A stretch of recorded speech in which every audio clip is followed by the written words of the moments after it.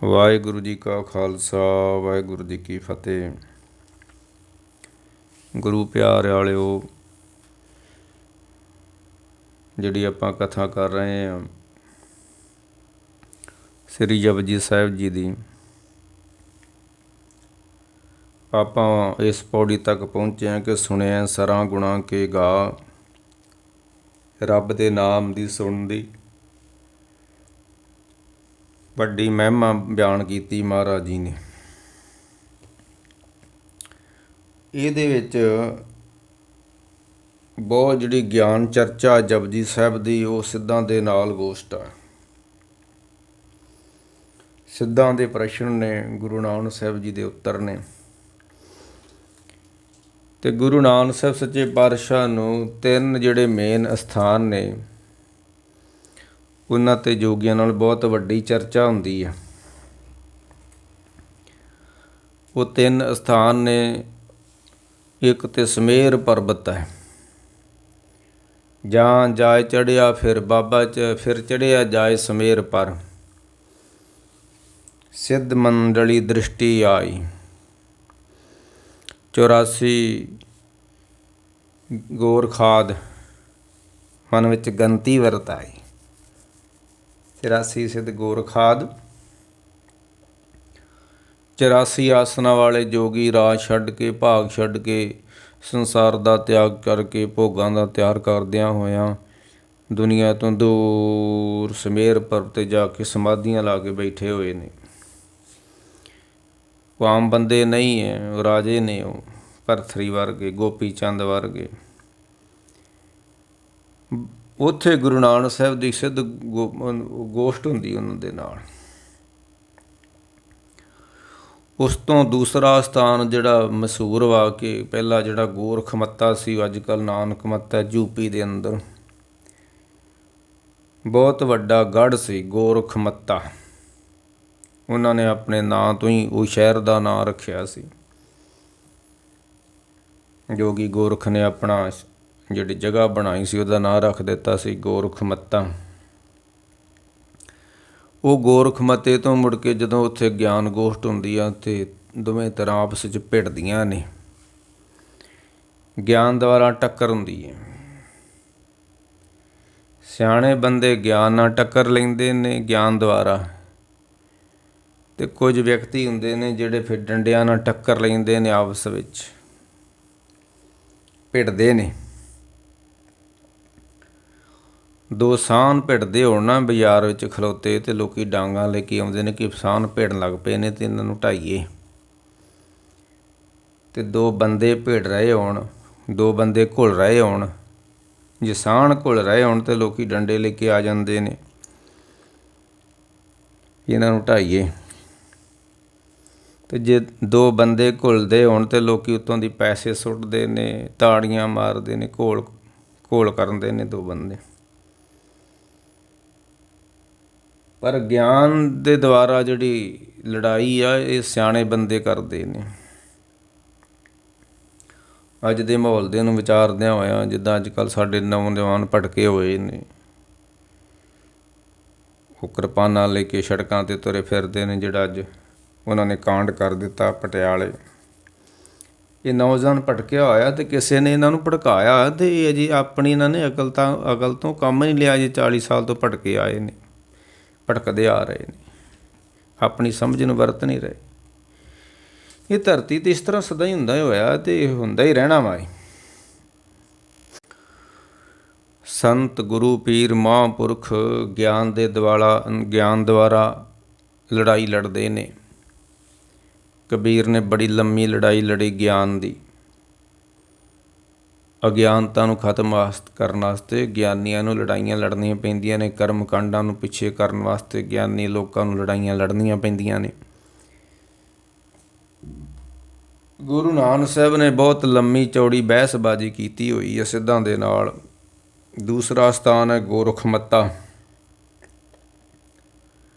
ਬੜੀ ਲੰਮੀ ਚੌੜੀ ਉੱਥੇ ਉਹਨਾਂ ਦੇ ਨਾਲ ਜਿਹੜੀ ਚਰਚਾ ਵੀ ਹੋਈ, ਦਾ ਨਾਮ ਹੀ ਸਿੱਧ ਗੋਸ਼ਟ ਰੱਖਿਆ ਗੁਰੂ ਨਾਨਕ ਸਾਹਿਬ ਨੇ, ਬਾਣੀ ਦਾ ਨਾਮ।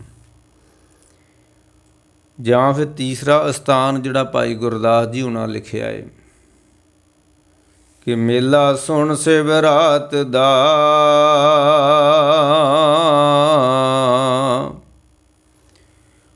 ਬਾਬਾ ਚੱਲ ਬਟਾਲੇ ਆਈ।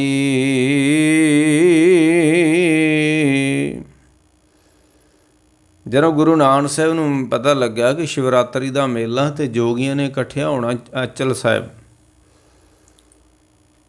ਜੋ ਬਟਾਲੇ ਸ਼ਹਿਰ ਦੇ ਬਾਹਰ ਹੈ, ਕੋਈ 7-8 ਕਿਲੋਮੀਟਰ ਹਟਵਾਂ, ਤੇ ਗੁਰੂ ਨਾਨਕ ਸਾਹਿਬ ਕਰਤਾਰਪੁਰ ਸਾਹਿਬ ਦੀ ਧਰਤੀ ਤੇ ਬੈਠੇ ਹੋਏ ਨੇ। ਉਹਨਾਂ ਨੇ ਆਖਿਆ ਚਲੋ ਇੱਕ ਤੇ ਮੇਲਾ ਦੇਖਦੇ ਹਾਂ, ਉੱਥੇ ਜੋਗੀਆਂ ਦਾ ਮੇਲਾ ਲੱਗਣਾ ਤੇ ਜੋਗੀਆਂ ਦੇ ਨਾਲ ਕੋਈ ਚਰਚਾ ਕਰਾਂਗੇ।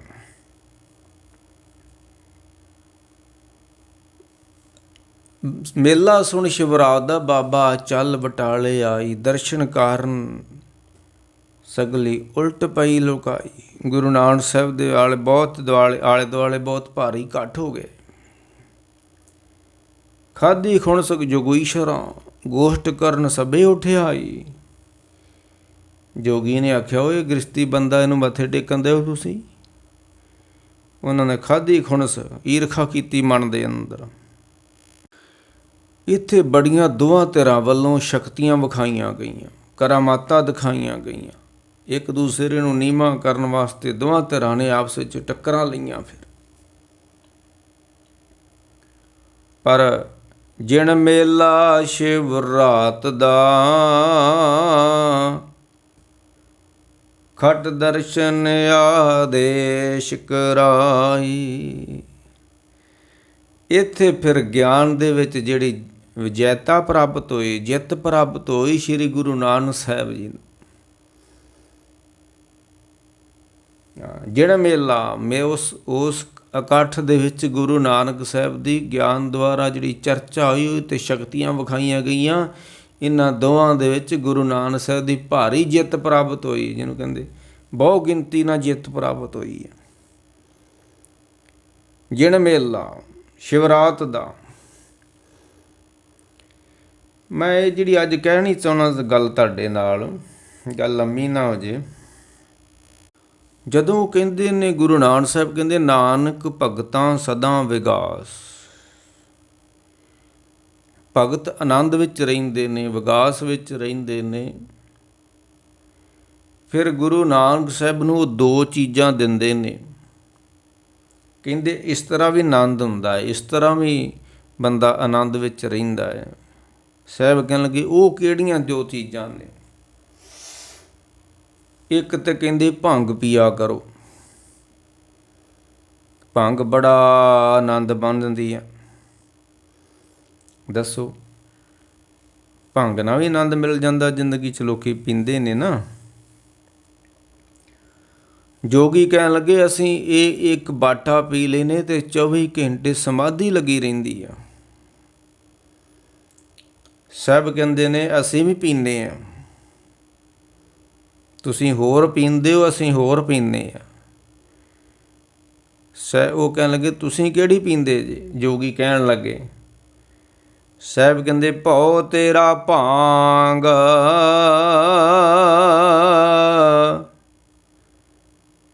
ਰੱਬ ਦਾ ਡਰ, ਭਉ ਤੇਰਾ ਭਾਂਗ, ਅਸੀਂ ਉਹਦੇ ਡਰ ਦੀ ਭੰਗ ਪੀਤੀ ਹੋਈ ਆ ਤੇ ਜੋ ਉਤਰਦੀ ਨਹੀਂ ਆ। ਪੋਤ ਭੰਗ ਫੀਮ ਉਤਰ ਜਾਏ ਪ੍ਰਭਾਤ, ਨਾਮ ਖੁਮਾਰੀ ਨਾਨਕਾ,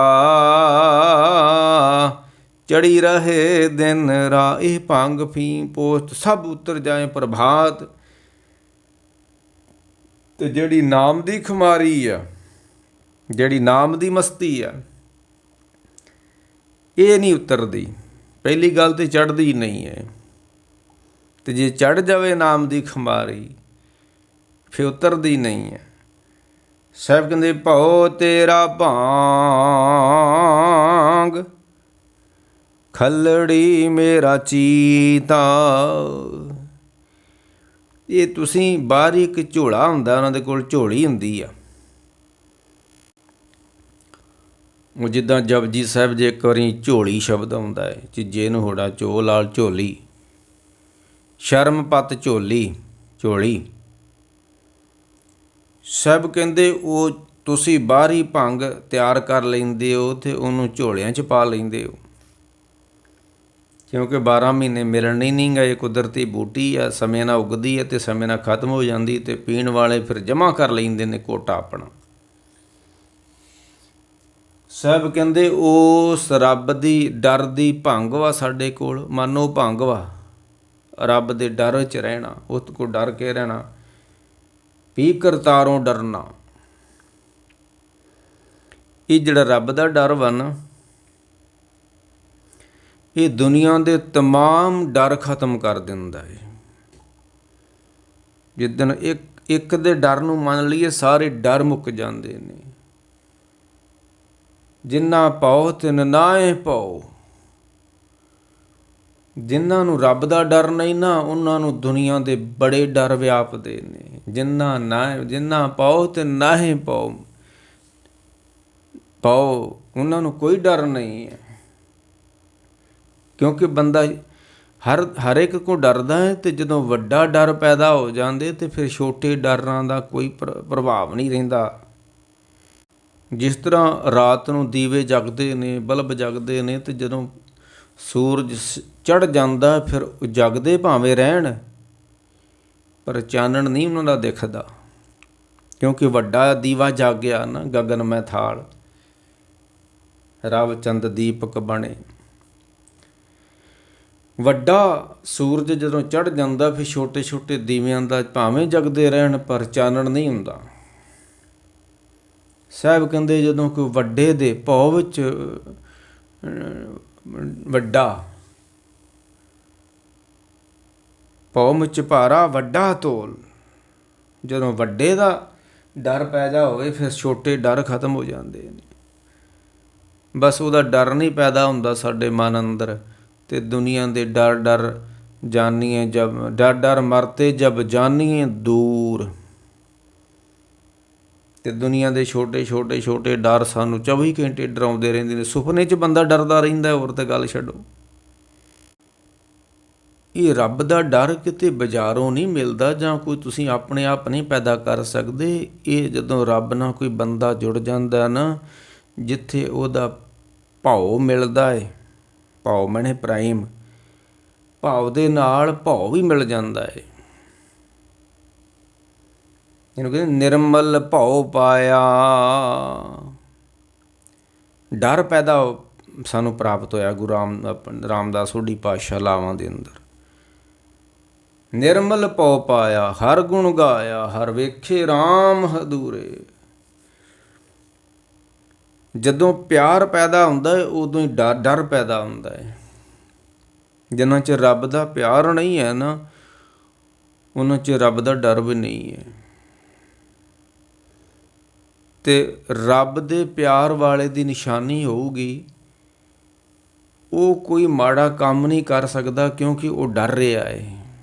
ਉਹਨੂੰ ਪਤਾ ਵੀ ਕਰਮੀ, ਜੋ ਮੈਂ ਕਰਮ ਕਰ ਰਿਹਾ ਹੈ ਇਹ ਬੀਜਿਆ ਜਾਣਾ ਹੈ, ਆਪੇ ਬੀਜ ਆਪੇ ਹੀ ਖਾਓ।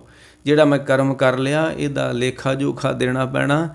ਉਹ ਬੀਜਣ ਤੋਂ ਡਰਦਾ ਹੈ, ਜੇ ਬੀਜਿਆ ਗਿਆ ਫਿਰ ਤਾਂ ਉੱਗ ਜਾਣਾ, ਉਹ ਬੀਜਣ ਤੋਂ ਹੀ ਡਰਦਾ ਹੈ। ਮਾੜਾ ਕਰਮ ਬੀਜਣ ਤੋਂ ਹੀ ਡਰਦਾ ਹੈ। ਖੇਤ ਸਰੀਰ ਜੋ ਬੀਜੀਏ, ਜੋ ਤੁਸੀਂ ਸਰੀਰ ਵਿੱਚ ਬੀਜ ਦਿੱਤਾ ਹੈ ਨਾ, ਇਹ ਉੱਗਣਾ ਹੀ ਉੱਗਣਾ ਹੈ। ਅਤੇ ਜਿੱਦਣ ਰੱਬ ਦਾ ਪਿਆਰ ਬੀਜ ਦਿੱਤਾ, ਅਤੇ ਪਿਆਰ ਦੇ ਨਾਲ ਇੱਕ ਡਰ ਦਾ ਬੂਟਾ ਵੀ ਪੈਦਾ ਹੋ ਜਾਣਾ ਹੈ। ਅਤੇ ਜਦੋਂ ਰੱਬ ਦਾ ਡਰ ਪੈਦਾ ਹੁੰਦਾ ਹੈ ਨਾ ਮਨ ਦੇ ਅੰਦਰ, ਇਹ ਕੋਈ ਡਰ ਉਹ ਨਹੀਂ ਹੈ ਵੀ ਜਿੱਦਾਂ ਕੋਈ ਬੰਦਾ ਚੋਰੀ ਕਰ ਲਿਆ ਅਤੇ ਉਹ ਡਰੇ ਮੁੜ ਕੇ ਮੈਂ ਫੜਿਆ ਨਾ ਜਾਵਾਂ, ਮੈਂ ਕਿਸੇ ਦਾ ਮਾੜਾ ਕਰਾਂ ਅਤੇ ਕਿਤੇ ਪਤਾ ਨਾ ਲੱਗ ਜਾਵੇ। ਇਹ ਉਹ ਡਰ ਨਹੀਂ ਹੈ, ਇਹ ਹੋਰ ਹੀ ਕਿਸਮ ਦਾ ਡਰ ਵਾ। ਇਹਨੂੰ ਗੁਰੂ ਰਾਮਦਾਸ ਕਹਿੰਦੇ ਨੇ, ਉਹ ਡਰ ਦੇ ਵਿੱਚ ਕੋਈ ਗਮ ਦੁੱਖ ਤਕਲੀਫ ਹੋ ਸਕਦੀ ਹੈ। ਜਿਹੜਾ ਦੁਨੀਆ ਦਾ ਡਰ ਵਾ, ਜਿਹੜਾ ਰੱਬੀ ਡਰ ਵਾ, ਇਹ ਨਿਰਮਲ ਵਾ। ਇਹਦੇ 'ਚ ਉਹ ਦੁਨੀਆ ਵਾਲਾ ਡਰ ਨਹੀਂ ਹੈ, ਹੈ ਵੀ ਡਰ ਵਾ, ਪਰ ਨਿਰਮਲ ਭਉ ਪਾਇਆ। ਅਤੇ ਕੀ ਹੋਇਆ? ਹਰ ਗੁਣ ਗਾਇਆ, ਹਰ ਵੇਖੇ ਰਾਮ ਹਦੂਰੇ। ਇਸ ਡਰ ਨੇ ਰੱਬ ਨੂੰ ਨੇੜੇ ਦਿਖਾ ਦੇਣਾ ਹੈ। ਜਿੰਨਾ ਚਿਰ ਡਰ ਨਹੀਂ ਨਾ ਪੈਂਦਾ ਰੱਬ ਦਾ, ਉਹਨਾਂ ਚਿਰ ਰੱਬ ਦਾ ਪਿਆਰ ਵੀ ਨਹੀਂ ਪੈਦਾ ਹੁੰਦਾ। ਇਹ ਦੋ ਬੂਟੇ ਇਕੱਠੇ ਉੱਗਣੇ ਨੇ, ਇਉਂ ਕਹਿ ਲਓ। ਜਿਹੜਾ ਰੱਬ ਦੇ ਡਰ ਵਿੱਚ ਜੀਂਦਾ, ਉਹਦੀ ਵੱਡੀ ਨਿਸ਼ਾਨੀ ਗੁਰੂ ਤੇਗ ਬਹਾਦਰ ਜੀ ਨੇ ਬਿਆਨ ਕੀਤੀ ਹੈ ਕਿ ਉਹ ਨਾ ਡਰਦਾ ਹੈ। ਪੈ ਕਾਹੂ ਕੋ ਦੇਤ ਨੈ। ਜਿੰਦ ਕੋ ਰੱਬੀ ਡਰ ਵਾ ਨਾ, ਉਹਦੀ ਵੱਡੀ ਨਿਸ਼ਾਨੀ, ਉਹ ਕਿਸੇ ਨੂੰ ਨਹੀਂ ਡਰਾਏਗਾ। ਤੇ ਜਿਹੜਾ ਦੁਨੀਆ ਤੋਂ ਖੁਦ ਡਰਿਆ ਹੋਇਆ, ਉਹ ਹੀ ਲੋਕਾਂ ਨੂੰ ਡਰਾਉਂਦਾ ਹੈ। ਪੈ ਕਾਹੂ ਕੋ ਦੇਤ ਨੈ, ਨੈ ਪੈਮਾਨ ਧਿਆਨ। ਜਿਹਦੇ ਕੋ ਰੱਬ ਦਾ ਡਰ ਹੋਊਗਾ, ਜਿੱਥੇ ਉਹ ਕਿਸੇ ਹੋਰ ਨੂੰ ਨਹੀਂ ਡਰਾਏਗਾ, ਤੇ ਉਹ ਕਿਸੇ ਕੋ ਡਰੇਗਾ ਵੀ ਨਹੀਂ। ਇਹ ਸਾਧੂ ਮਹਾਤਮਾ ਦੀਆਂ ਅਵਸਥਾਵਾਂ ਹੁੰਦੀਆਂ ਨੇ। ਦੁਨੀਆਦਾਰ ਬੰਦਾ ਥਾਂ ਥਾਂ ਤੋਂ ਡਰਦਾ ਹੈ। ਕਿਉਂ? ਰੱਬ ਦਾ ਡਰ ਨਹੀਂ ਹੈ, ਰੱਬ ਦਾ ਭੈ ਨਹੀਂ ਹੈ, ਭਉ ਨਹੀਂ ਹੈ। ਸਾਹਿਬ ਕਹਿੰਦੇ ਭਉ ਤੇਰਾ ਭਾਂਗ। ਉਹਨਾਂ ਆਖਿਆ ਭੰਗ ਪੀਓ। ਸਾਹਿਬ ਕਹਿੰਦੇ ਅਸੀਂ ਭੰਗ ਪੀਤੀ ਹੋਈ ਹੈ। ਕਹਿੰਦੇ ਨਾ ਤੁਹਾਂ ਕੋਲ ਕੂੰਡਾ ਰੱਖਿਆ ਏ, ਨਾ ਡੰਡਾ ਏ, ਨਾ ਉਹ ਤੁਹਾਡੇ ਕੋਲ ਝੋਲੀ ਆ, ਥੈਲਾ ਵਾ ਜਿਹਦੇ 'ਚ ਭੰਗ ਪਾ ਕੇ ਜੋਗੀ ਜਮ੍ਹਾਂ ਕਰ ਲੈਂਦੇ ਨੇ। ਸਾਹਿਬ ਕਹਿੰਦੇ ਨੇ ਭਉ ਤੇਰਾ ਭਾਂਗ, ਖਲੜੀ ਮੇਰਾ ਚੀਦਾ। ਇਸ ਭਉ ਨੂੰ ਮੈਂ ਕਿੱਥੇ ਸਾਂਭ ਕੇ ਰੱਖਿਆ ਜੋਗੀ? ਬਾਹਰੀ ਭੰਗ ਨੂੰ ਤਾਂ ਝੋਲੇ 'ਚ ਪਾ ਲੈਂਦੇ ਨੇ। ਸਾਹਿਬ ਕਹਿੰਦੇ ਮੈਂ ਆਪਣੇ ਚਿੱਤ ਵਿੱਚ ਸਾਂਭ ਕੇ ਰੱਖਿਆ ਰੱਬ ਦੇ ਡਰ ਨੂੰ। ਹਾਂ, ਚਿੱਤ ਵਿੱਚ ਪਿਆ ਹੋਇਆ ਡਰ ਰੱਬ ਦੇ, ਰੱਬ ਦਾ ਡਰ। ਤੇ ਜਦੋਂ ਇਹ ਭੰਗ ਹੋਏਗੀ ਡਰ ਦੀ, ਤੇ ਮੈਂ ਦੀਵਾਨਾ ਪਿਆ ਅਤੀਤ। ਮੈਂ ਇਸ ਨੂੰ ਪੀ ਕੇ ਦੀਵਾਨਾ ਹੋ ਗਿਆ, ਮਸਤਾਨਾ ਹੋ ਗਿਆ। ਮੈਂ ਦੀਵਾਨਾ ਪਿਆ ਅਤੀਤ। ਕਰ ਕਾਸਾ ਦਰਸ਼ਨ ਕੀ ਭੂਖ। ਅਸੀਂ ਹੱਥ ਵਿੱਚ ਇੱਕ ਕਾਸਾ ਰੱਖਿਆ ਹੋਇਆ ਵਾ, ਜਿਹਦੇ 'ਚ ਜੋਗੀ ਲੋਕ ਭਿੱਖਿਆ ਮੰਗ ਕੇ ਪਾਉਂਦੇ ਨੇ। ਸਾਹਿਬ ਕਹਿੰਦੇ ਅਸੀਂ ਵੀ ਭਾਂਡਾ ਰੱਖਿਆ ਜਿਹਦੇ 'ਚ ਭਿੱਖਿਆ ਪਾਉਂਦੇ ਆ। ਕਰ ਕਾਸਾ, ਕਰ ਕਾਸਾ ਦਰਸ਼ਨ ਕੀ ਭੂਖ। ਅਸੀਂ ਆਪਣੇ ਦੋਵਾਂ ਹੱਥਾਂ ਨੂੰ ਹੀ ਕਾਸਾ ਬਣਾਇਆ ਹੋਇਆ, ਰੱਬ ਅੱਗੇ ਹੱਥ, ਉਹਦੇ ਅੱਗੇ ਹੱਥ ਜੋੜਦੇ ਆ। ਜਿੱਦਾਂ ਗੁਰੂ ਰਾਮਦਾਸ ਸੋਢੀ ਪਾਤਸ਼ਾਹ ਦਾ ਬਚਨ ਆਉਂਦਾ ਨਾ ਕਿ ਕਰ ਸਾਧੂ ਅੰਜਲੀ। ਸਾਧੂ ਅੱਗੇ ਇੱਦਾਂ ਹੱਥ ਜੋੜੋ, ਗੁਰੂ ਪੀਰ ਅੱਗੇ ਇਸ ਤਰ੍ਹਾਂ ਦੋ ਹੱਥ ਜੋੜੋ। ਇਹ ਕੀ ਹੋਏਗਾ? ਜੋੜਨਾ ਕੀ ਹੋਏਗਾ? ਗੁਰੂ ਅੱਗੇ, ਸਾਧੂ ਅੱਗੇ ਹੱਥ ਜੋੜਨਾ ਕੀ ਹੋਏਗਾ?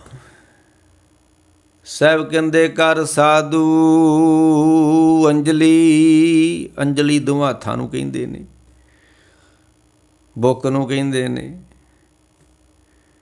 ਕਰ ਸਾਧੂ ਅੰਜਲੀ ਪੁੰਨ ਵੱਡਾ ਹੈ। ਇਹ ਬਹੁਤ ਵੱਡਾ ਪੁੰਨ ਹੈ, ਬਹੁਤ ਵਧੀਆ ਕੰਮ ਹੈ। ਗੁਰੂ ਅੱਗੇ, ਸਾਧੂ ਅੱਗੇ ਦੋ ਹੱਥ ਜੋੜ ਦੇਣੇ।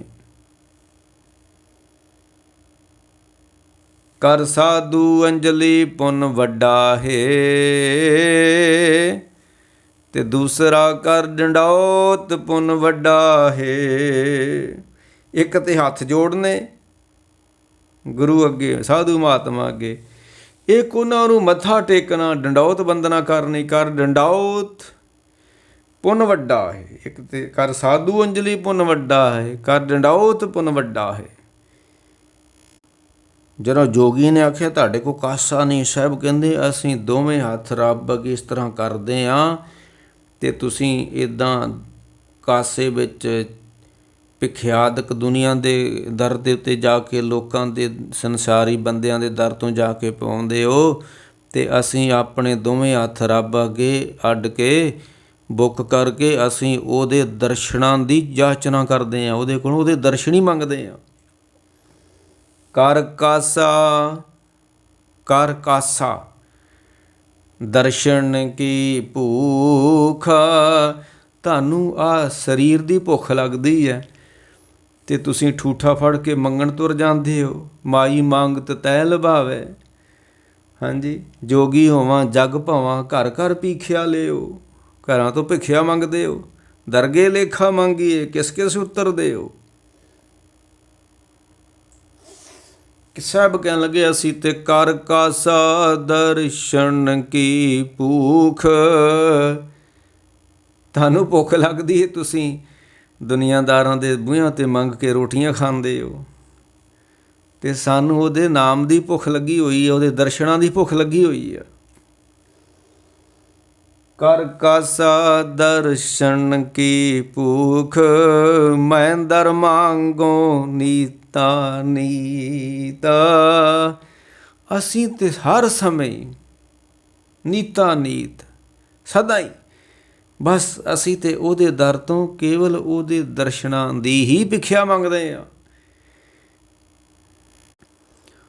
ਸਾਹਿਬ ਉਹਨਾਂ ਨੂੰ ਸਮਝਾਉਣ ਲੱਗੇ, ਜੇ ਤੁਸੀਂ ਘਰ ਬਾਰ ਛੱਡਿਆ ਵਾ, ਰਾਜ ਛੱਡਿਆ ਵਾ, ਅਤੇ ਤੁਸੀਂ ਹੁਣ ਇੱਕ ਨਸ਼ੇ ਦੇ ਆਸਰੇ ਆਪਣੀ ਜ਼ਿੰਦਗੀ ਗੁਜ਼ਾਰ ਰਹੇ ਹੋ। ਨਸ਼ਾ ਬੰਦਾ ਕਿਉਂ ਕਰਦਾ ਹੈ? ਕਿਉਂਕਿ ਬੰਦੇ ਦੇ ਅੰਦਰ ਪਰੇਸ਼ਾਨੀਆਂ ਨੇ, ਚਿੰਤਾਵਾਂ ਨੇ ਜੋ ਇਸ ਨੂੰ ਟਿਕਣ ਨਹੀਂ ਦਿੰਦੀਆਂ।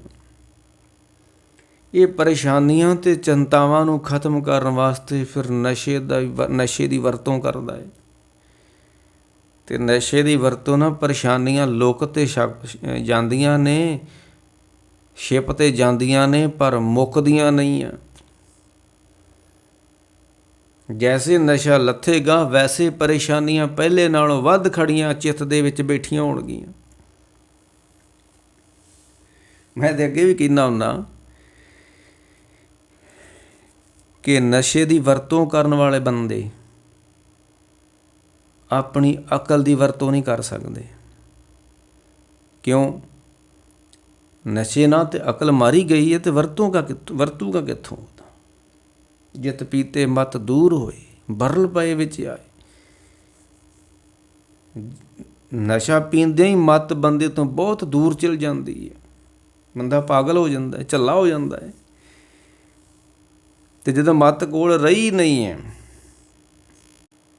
ਫਿਰ ਮੱਤ ਦੀ ਵਰਤੋਂ ਕਿੱਥੋਂ? ਜਿਹੜੀ ਚੀਜ਼ ਹੀ ਨਹੀਂ ਕੋਲ ਰਹੀ, ਉਹ ਵਰਤੂਗਾ ਕਿੱਥੋਂ? ਅੱਜ ਪਤਾ ਨਹੀਂ ਕਿੰਨੀ ਕੁ ਦੁਨੀਆ ਡਰਿੰਕ ਕਰਦੀ ਹੈ, ਨਸ਼ਾ ਕਰਦੀ ਹੈ, ਅਤੇ ਕਾਰਨ ਇਹੀ ਹੈ ਕਿ ਚਿੱਤ ਦੇ ਵਿੱਚ ਪਰੇਸ਼ਾਨੀਆਂ ਨੇ, ਚਿੱਤ ਟਿਕਦਾ ਨਹੀਂ ਆ। ਚਿੱਤ ਟਿਕਾਉਣ ਵਾਸਤੇ ਲੋਕ ਫਿਰ ਨਸ਼ੇ ਦਾ ਇਸਤੇਮਾਲ ਕਰਦੇ ਨੇ। ਕੋਈ ਮੌਤ ਹੋ ਗਈ, ਮੌਤ ਜਾਨੀ ਕਿ ਜਵਾਨੀ 'ਚ ਕਿਸੇ ਦੀ ਮੌਤ ਹੋ ਗਈ, ਇਹ ਰਿਸ਼ਤੇਦਾਰ ਆਏ ਅਤੇ ਉਹਨਾਂ ਨੇ ਸ਼ਾਮਾਂ ਨੂੰ ਸ਼ਰਾਬ ਪੀ ਲਈ। ਰਿਸ਼ਤੇਦਾਰ ਕਿਸੇ ਨੇ, ਨੌਜਵਾਨ ਮੌਤ ਹੋਈ। ਪੁੱਛਣ ਵਾਲਿਆਂ ਨੇ ਪੁੱਛਿਆ ਵੀ ਤੂੰ ਅੱਜ ਤਾਂ ਨਸ਼ਾ ਨਾ ਕਰ ਦੂੰ, ਐਡੀ ਵੱਡੀ ਮੌਤ ਘਰ ਵਿੱਚ ਹੋਈ ਅੱਜ, ਅਤੇ ਤੂੰ ਨਸ਼ਾ ਕਰ ਲਿਆ, ਸ਼ਰਾਬ ਪੀ ਲਈ। ਕਹਿਣ ਲੱਗਾ ਨਹੀਂ, ਮੇਰਾ ਚਿੱਤ ਟਿਕਣ ਨਹੀਂ ਦਿਆ, ਮੇਰਾ ਚਿੱਤ ਬੜਾ ਦੁਖੀ ਸੀ ਅਤੇ ਮੈਂ ਦੁੱਖ ਨੂੰ ਮਿਟਾਉਣ ਵਾਸਤੇ ਹੀ ਸ਼ਰਾਬ ਪੀਤੀ।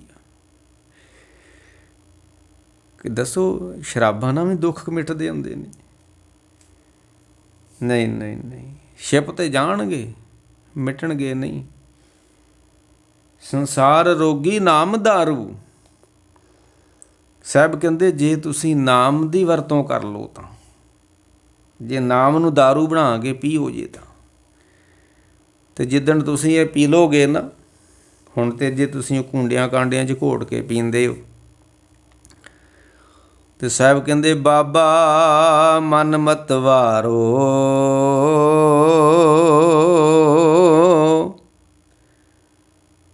ਨਾਮ ਰਸ ਪੀਵੇ।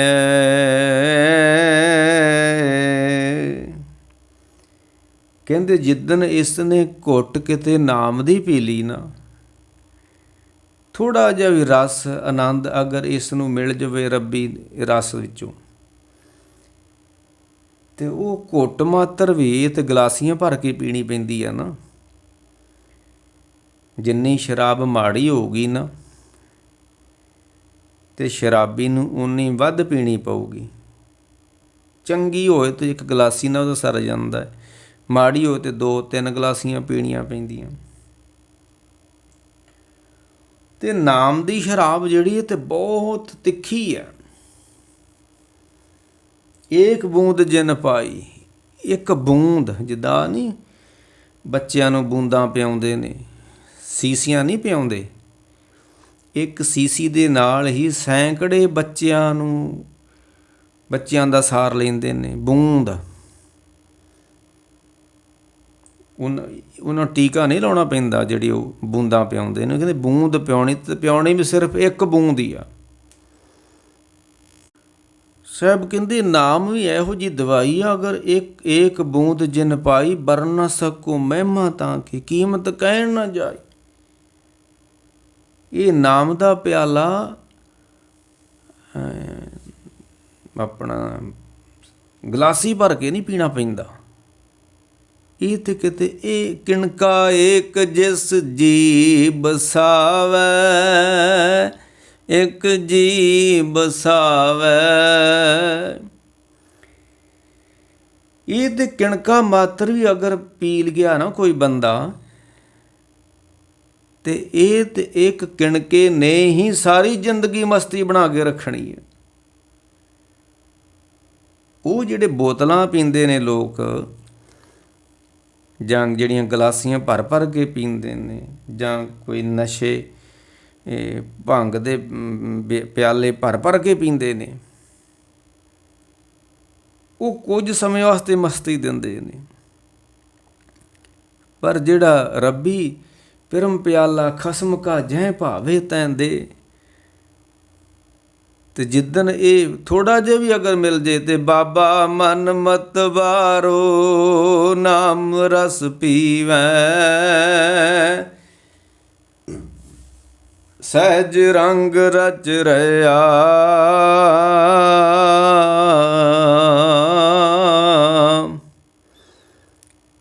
ਐ ਸਹਿਜ ਦਾ ਰੰਗ ਰੱਬ ਵਿੱਚ ਰਚਿਆ ਰਹਿੰਦਾ, ਜੇ ਇੱਕ ਬੂੰਦ ਵੀ ਇਸ ਨੂੰ ਨਾਮ ਦੀ ਮਿਲ ਜੇ। ਇਸ ਕਰਕੇ ਸਾਹਿਬ ਜੋਗੀਆਂ ਨੂੰ ਕਹਿਣ ਲੱਗੇ, ਤੁਸੀਂ ਇਹ ਭੰਗ ਦੇ ਆਸਰੇ ਜ਼ਿੰਦਗੀ ਬਤੀਤ ਕਰਦੇ ਹੋ। ਨਹੀਂ ਨਹੀਂ ਨਹੀਂ, ਆਓ ਅਸੀਂ ਤੁਹਾਨੂੰ ਦੱਸਦੇ ਹਾਂ ਭੰਗ ਕਿਹੜੀ ਪੀਣੀ ਆ।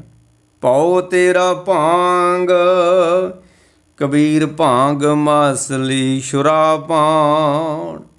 ਇਹ 2 ਵਾਰੀ ਭਾਂਗ ਸ਼ਬਦ ਆਉਂਦਾ ਗੁਰਬਾਣੀ 'ਚ। ਭਾਂਗ ਮਾਛਲੀ ਸ਼ੁਰਾਬਾਨ, ਜੋ ਜੋ ਪ੍ਰਾਣੀ ਖਾਏ।